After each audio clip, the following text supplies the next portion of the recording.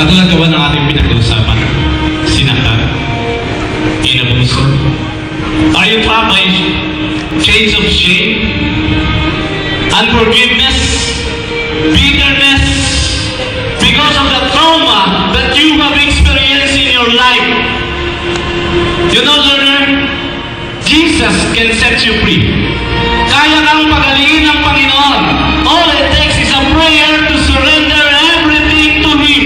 Your life, that pain, that trauma, and Jesus will set you free. Learners, my question this morning, please focus on God's message. Do you want to be free? Click po. Do you want Christ's total freedom? In Tagalog, gusto mo bang makalaya sa lahat ng mga ito? Gusto mo bang makalaya sa lahat ng ito? Kung gusto mo makalaya, I'm serious. Please raise your hand. Raise your hand. And also raise your hand, please stand up. Put your hands in your heart. Pray with me this prayer. Sumunod po kayo sa akin. Dear Jesus, I cannot forget this terrible, bitter pain that has happened in my life. But Lord, guard my heart. I don't want to be bitter. I don't want to get angry. I don't want to live a life of shame. But I want to experience true freedom. So right now, Lord, I confess my sin to you. I confess all my hurts, all my anger, all my pain, and all my shame, and put it at the foot of the cross. Right now, Lord, I invite you, Jesus, to be my Lord and Savior. It is starting today, Lord. I will walk your ways. It's starting today, Lord. I will declare your freedom in my life.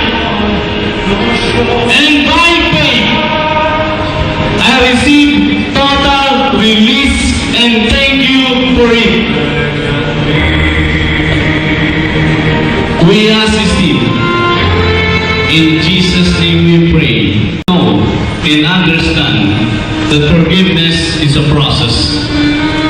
Sige po.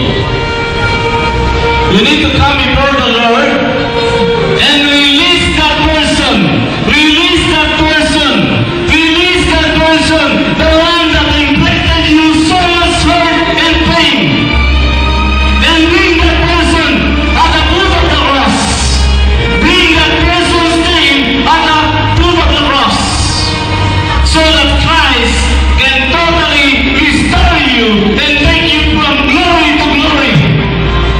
Learners, walang taligala, walang kadena ng sama ng loob at galit. Ang hindi kayang putulin ng pag-ibig ng Diyos.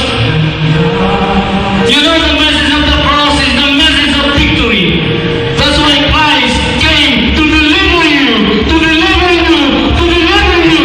And Christ, He has purchased our freedom at the cross of Calvary.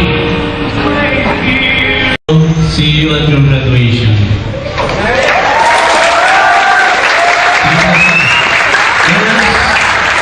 You will measure the way that you will together at the learning center. You measure all, you put in the Lord, and you will receive the crown of life.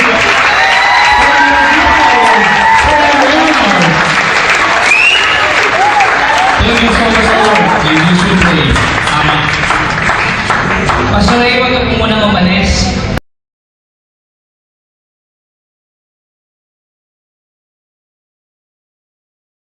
See you at your graduation.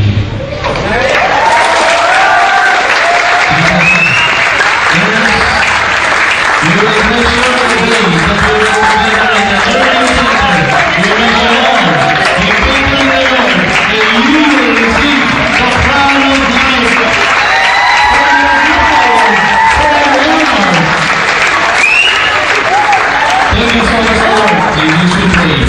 Amen. Pastor Ray,